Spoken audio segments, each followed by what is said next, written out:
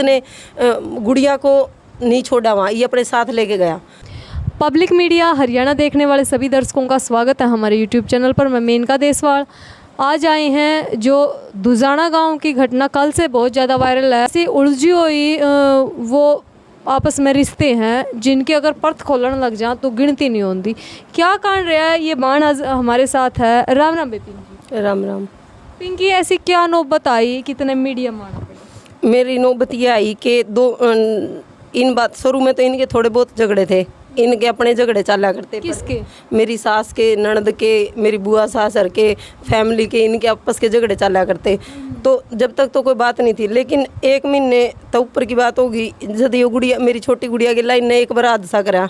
5वें महीने की 5 तारीख ने शादी में गए थे। ये बताओ, ये इसका सगा बाप है? नहीं, ये इसका सौतेला बाप है। तो आपकी दूसरी शादी? हाँ, मेरी दूसरी शादी। अच्छा, तो इनकी कौन सी शादी है? इनकी भी दूसरी शादी है। बच्चा है पहला? नहीं, इन्होंने पहले वाली को 2 महीने में घर से निकाल दिया था। अच्छा, कहाँ हो रही है शादी आपकी? मेरी ये राजस्थान है, सिवानी से आगे चूरू गांव पड़ता है राजस्थान में। डिस्ट्रिक्ट अरेंज मैरिज है या अरेंज मैरिज है? लव मैरिज है? अरेंज मैरिज है।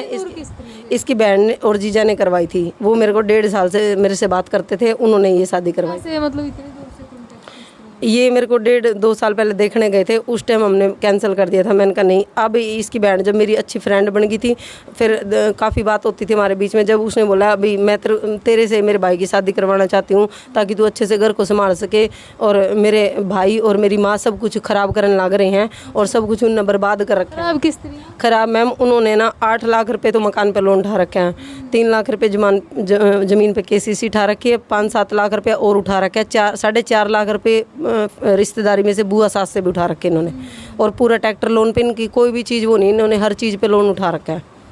चलो, ये तो उनकी पर्सनल बात है। बाकी श्यामी आया कि क्यों आया ऐसा? सामने आने की ये वजह थी, 5 तारीख को हमारी रिश्तेदारी में शादी थी, बच्चे और ये साथ वहाँ गए थे।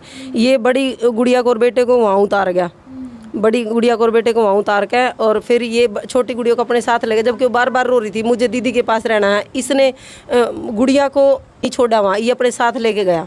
आप कहाँ थे उस टाइम? मैं तो घर पे ही थी। तो आप नहीं अपनी बेटी? मैं शादी में गई नहीं थी, मेरे फैमिली से और गए थे, उनके साथ गए थे। तो ये उनको उतार के और अकेला गुड़िया को लेके बोला मैं अपने मामा के घर, पता नहीं किसका नाम लिया गुड़िया को, ये वहाँ चला गया। जब शाम को गुड़िया आई तो एकदम से गुड़िया की हालत सी ख़राब थी। मैंने फर्स्ट टाइम इतना ध्यान नहीं दिया, मेरे को लगा गर्मी का टाइम है, अभी गर्मी की वजह से होगा, शादी में गए थे, हैवी कपड़े डाल रखे थे गुड़िया ने, फ्रॉक हैवी थे उसके। तो मैंने फर्स्ट टाइम इतना ध्यान नहीं दिया, मैंने इग्नोर कर दिया। सेकेंड टाइम जब अब पीछे बान बिजाई होने लग रही थी, तब गुड़िया और दोनों छोटे बच्चे चाय लेके गए इसके लिए। तो इसने क्या किया, दोनों बड़े बच्चों को बोला तुम खेत में से अड़ंगा उठा लो और ये सारे अड़ंगा एक कूड़े में इकट्ठा कर दो, और खुद मैडम ये बड़ी गुड़िया को ट्रैक्टर, नहीं छोटी गुड़िया को इसने ट्रैक्टर पे बिठा लिया। छोटी गुड़िया ट्रैक्टर, इसने ध्यान नहीं दिया, पीछे से बड़ी गुड़िया आने लग रही है, तो इसने क्या किया, गुड़िया की पजामी में डाल रखा। और जब बड़ी गुड़िया ने अपनी आंखों से देखा, साथ में दूसरे खेत में मेरे देवर काम कर रहे थे, तो उसने उसके फ़ोन से फ़ोन किया। वो ज़ोर ज़ोर से रोने लगी मेरे पास फ़ोन करके।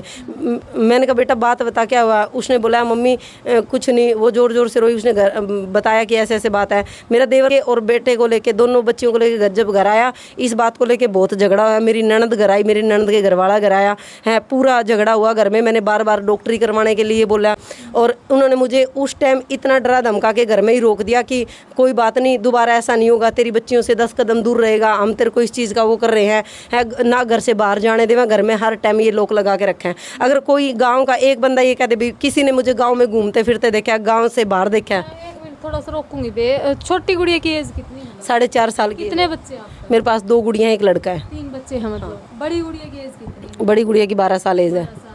तो मतलब ऐसा क्यों लगा पिंकी आपने कि छोटी गला करे, वो बड़ी गले भी तो कर सकती? मैम मेरे को नहीं लग रहा था ना, मेरी गुड़िया ने खुद देखा, बड़े वाली ने अपनी आंखों से।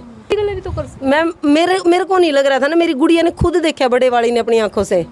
तो फिर वही तो बात है, बड़ी के साथ क्यों नहीं है? क्योंकि बड़ी तो देखो, बड़ी मैडम बड़ी समझदार है, वो थप्पड़ मार सकती है सामने से, उसको हर चीज़ की नॉलेज है। वो छोटी है, वो बिल्कुल भोली है और बिल्कुल मासूम सी है, उसको कोई नॉलेज नहीं है, बिल्कुल बच्ची है वो इतना डिप्रेशन में चली गई है कि हमने उसके बाल तक कटवाए हैं।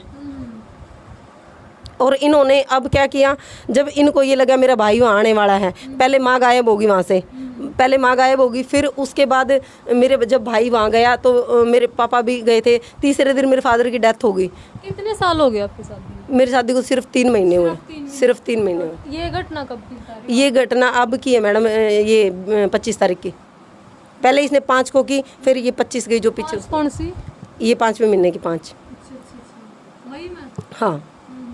यार ऐसा तो नहीं है पिंकी की आपसे कोई द्वेष हो ईशा उस कारण? नहीं, मेरा उनसे कोई वो नहीं था। मेरे पास सबकी रिकॉर्डिंग है, मेरे पति की भी रिकॉर्डिंग है, जिसमें वो खुद ये बोल रहा है कि मैं तो इसको बोल के अपनी बहन के घर गया था, मैं उसकी मेरी माँ के साथ इसने कुछ नहीं किया। मेरे पास हर रिश्तेदारों की भी रिकॉर्डिंग है। बुआ सास मुझे बार बार बोल रही है तूने 3 बच्चों को लेके यहाँ आ गई सा। मैं कहा बुआ मैं कोई ज़बरदस्ती नहीं आई थी, मेरे घर 5 बार रिश्ता मांगने गई हो तो मैं तब आई हूँ।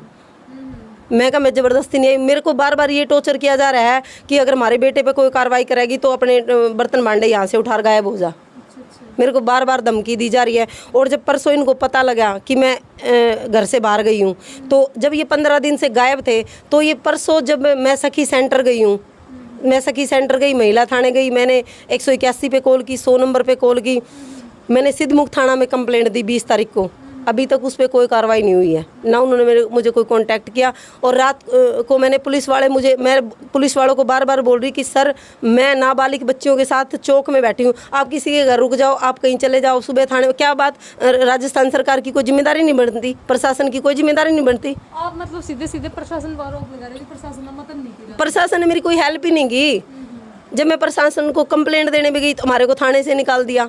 मैं पूरी रात 11 बजे तक बच्चियों को लेके बाहर खड़ी रही, पूरी रात बच्चियों को लेके बाहर खड़ी रही। मैं और बच्चियां फिर पैदल आए हैं सिद्धमुख किसी चौक पे। एक अगर कोई भाई वहाँ का देखेगा मेरी वीडियो को तो वो बता भी सकता है कि 300 रुपये की उसने मेरी हेल्प की, भाई इस लड़की के लिए कोई साधन का इंतजाम करो, इसको घर भिजवाओ, बच्चे छोटे हैं इसके। 2 नाबालिग बच्चों के साथ मैं 11 बजे तक वहाँ खड़ी रही, मेरी प्रशासन ने कोई हेल्प नहीं की। और फिर मेरी कंप्लेंट पे भी कोई कार्रवाई नहीं की अभी तक। फिर मैं जब इनको परसों पता लगा, मैं वहाँ जा ली सिद्धमुख से, तो मैं पहले जा आई थी। मैं फिर सखी सेंटर गई, महिला थाने गई, तो वहाँ से उन्होंने बोला आप एसपी को कंप्लेंट करो। एसपी के मैं वहाँ क्योंकि लेट हो चुकी थी, मेरे को वहाँ के साधनों का पता नहीं था। लास्ट एक ही बस थी, बस वाले ने बोला था 3:45 के बाद कोई बस नहीं है गाँव की, चूरू का काफ़ी लंबा सफ़र है गाँव तक।